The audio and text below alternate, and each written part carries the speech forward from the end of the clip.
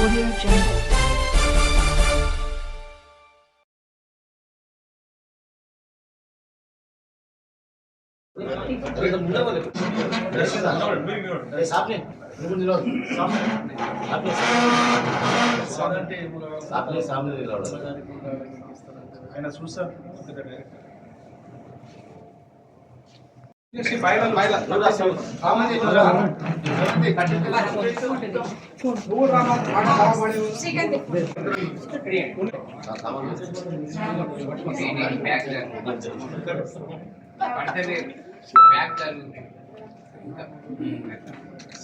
ప్రజా కళలు ప్రజా కళలు జై తెలంగాణ జై తెలంగాణ జై తెలంగాణ జై తెలంగాణ కాపాడుకుందాం సాహిత్యాన్ని కళలను కాపాడుకుందాం కళను సాహిత్యాన్ని కాపాడుకుందాం జై తెలంగాణ జై తెలంగాణ బీసీ రాజ్య స్థాపనకు అంటే పాటుపడదామనండి బీసీ రాజ్య స్థాపనకు బీసీ రాజ్య స్థాపనకు బీసీ రాజ్య స్థాపనకు జై తెలంగాణ జై తెలంగాణ జై భీమ్ జై పులే బహుజన రాజ్యం కోసం తెలంగాణలో బహుజన రాజ్యం కోసం తెలంగాణలో బహుజన రాజ్యం కోసం తెలంగాణలో బహుజన రాజ్యం కోసం తెలంగాణ మురళీమోద్ గారికి పద్మభూషణ్ ఇవ్వాలే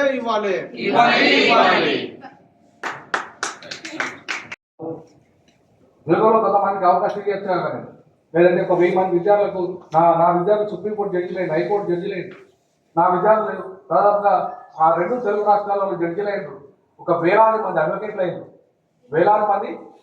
అయ్యారు, విదేశాల్లో చదువు చెప్తున్న ప్రొఫెసర్ అయ్యారు. నా బిడ్డ స్వయంగా నా బిడ్డ ప్రొఫెసర్ అయింది, నా పెద్ద బిడ్డ చెప్తున్నాను. ఎంతో మందిని ఇట్లా మనం ఈ ఉస్మానియా విశ్వవిద్యాలయం కర్మాగారం ద్వారా ఇట్లా ప్రపంచంలో అనేక దేశాల్లో నా విద్యార్థులు ఉన్నారు. కాబట్టి వాళ్ళందరినీ తీర్చిదిద్దిన నేను తెలంగాణ సమాజాన్ని తీర్చిదిద్దలేమా? ఒక ఉపాధ్యాయుడిగా వేలాది మంది జీవితాలను తీర్చిదిద్దిన నేను ఇవాళ 4.5 కోట్ల ప్రజల యొక్క జీవితాన్ని తీర్చిదిద్దలేమా అధికారం సాధించుకుంటే?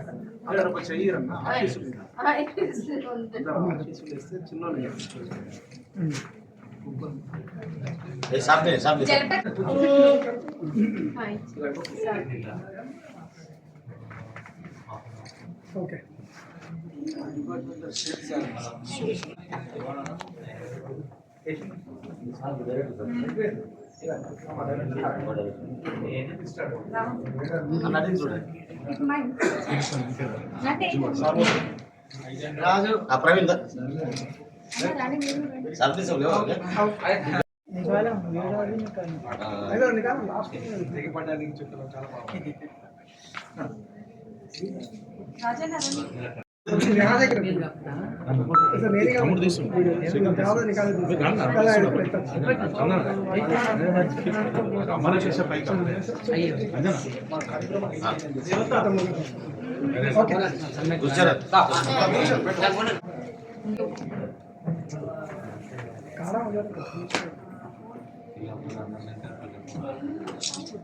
दवाई रख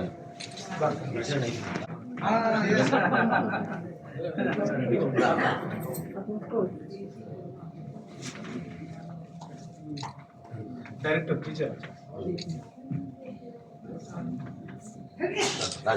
टीचर सर मी कर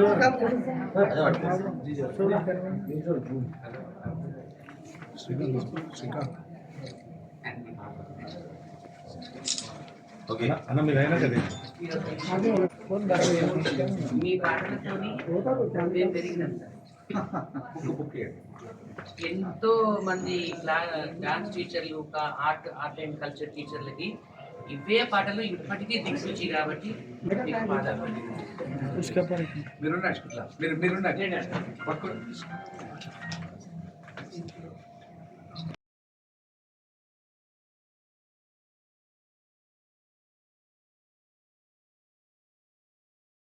శ్రీకాంత్ గల్లు గల్లు గల్లు కాలు గద్దె గట్టనా అన్న పాట అన్న స్పీచ్ కాదు అయితే లాస్ట్ టైం 10 గంటల దాకా మన టైం టెన్షన్ ఏమి 7 నిమిషాలు అయ్యాయి అక్కడ చేస్తున్నాయి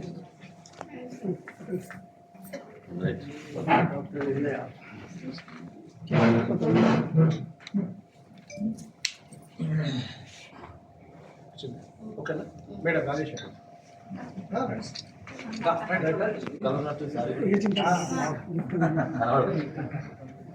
మ్యాచింగ్ ఆడవాళ్ళకి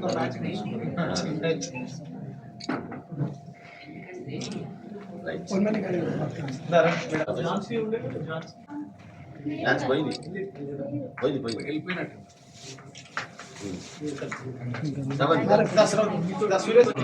సురేష్ సింగ్ ఛానల్ అదే కలిపేటప్పుడు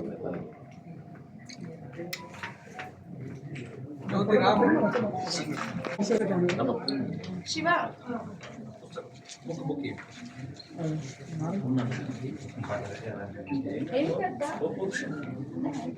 రండి ఏం పేరు స్వాతి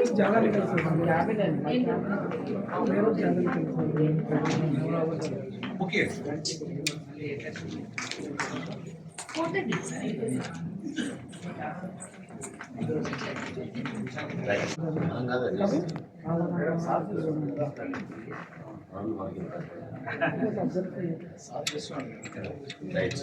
ఇక్కడ అన్ని వీటిలో వస్తుంది భవిష్యత్తు జ్ఞాపకాలు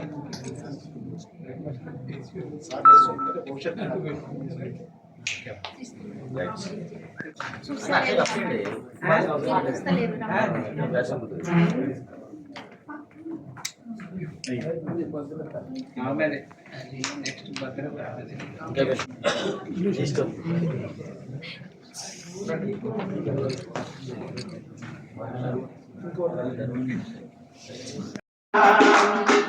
చూడా సిపాయిగాడు సెట్టా సపాయిగాడు బగ్గలాగి వాడు అంటడే పనమ్మదావ పొద్దుగాల లేవనంటడే పద్నాలు బంగుల ఈ బాలులన్నీ మూతపడతాయులాడ మొక్కుకుంటివే చూడా సిపాయిగాడు సెట్టా సపాయిగాడు బగ్గలాగి వాడు అంటడే పనమ్మదావ పొద్దుగాల లేవనంటడే.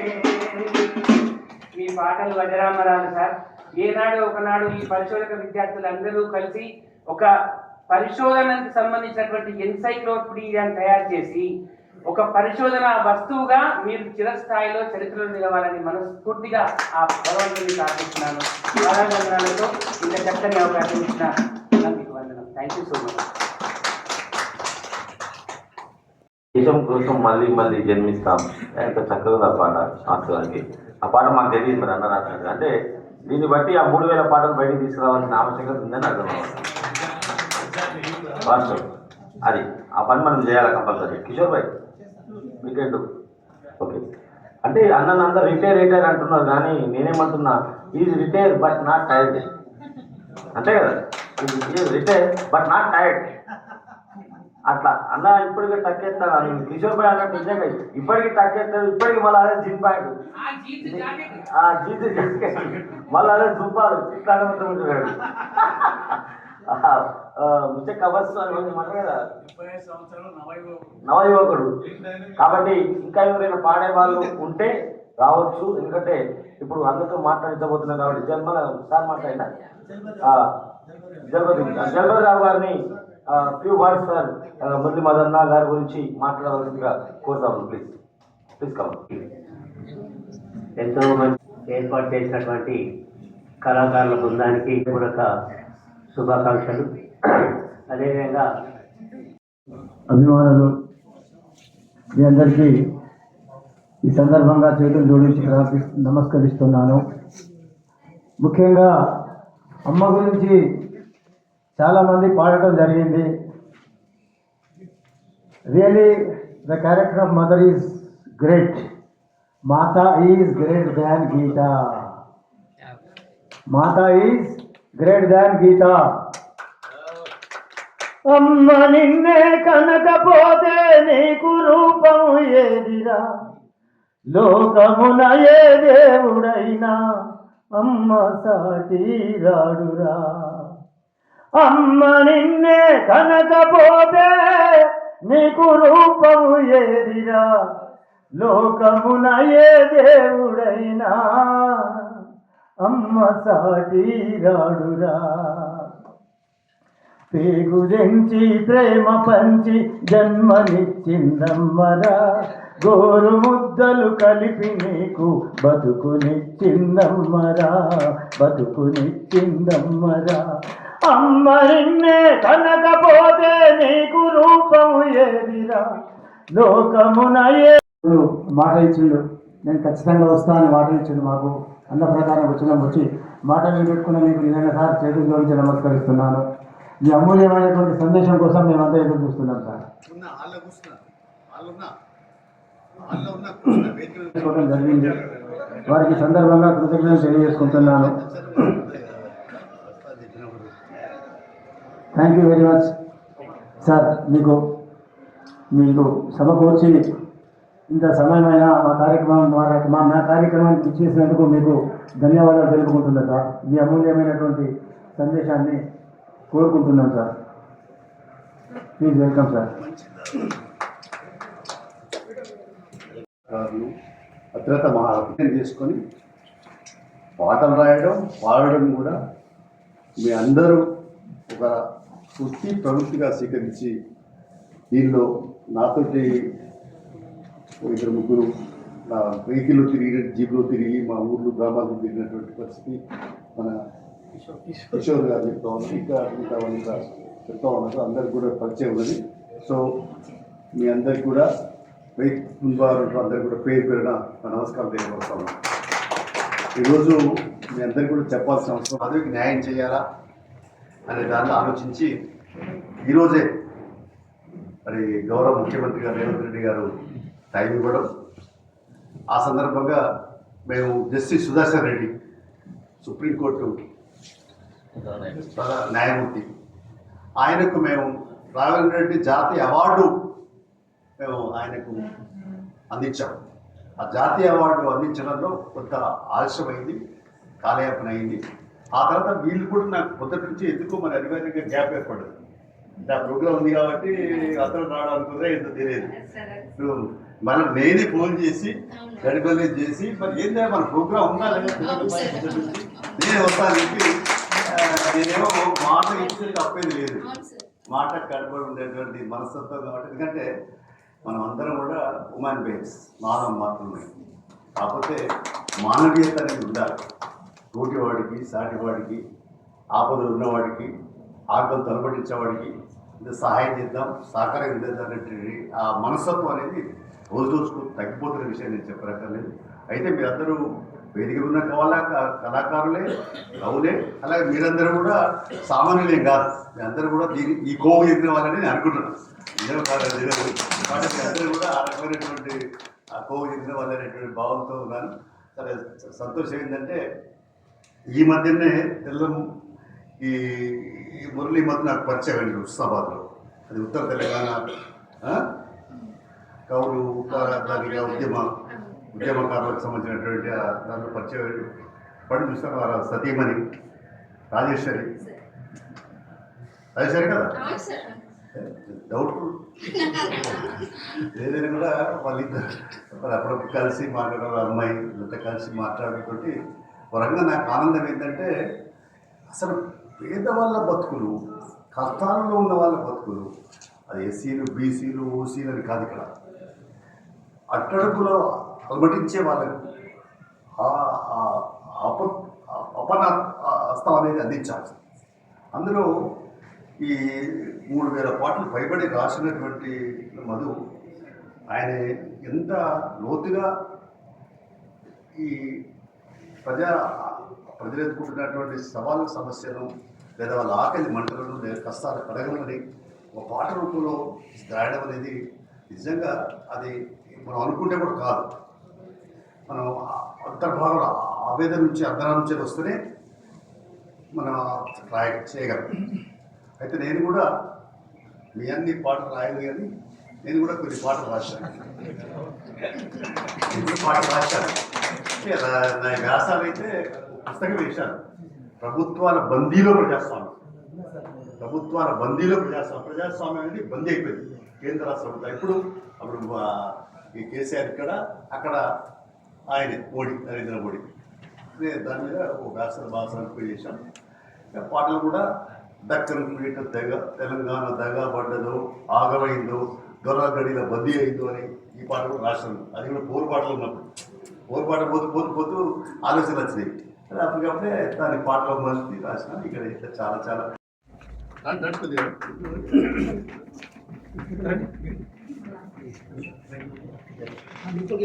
స్టేజ్ పైన ఓకే, చాలా సంతోషం. ధన్యవాదాలు.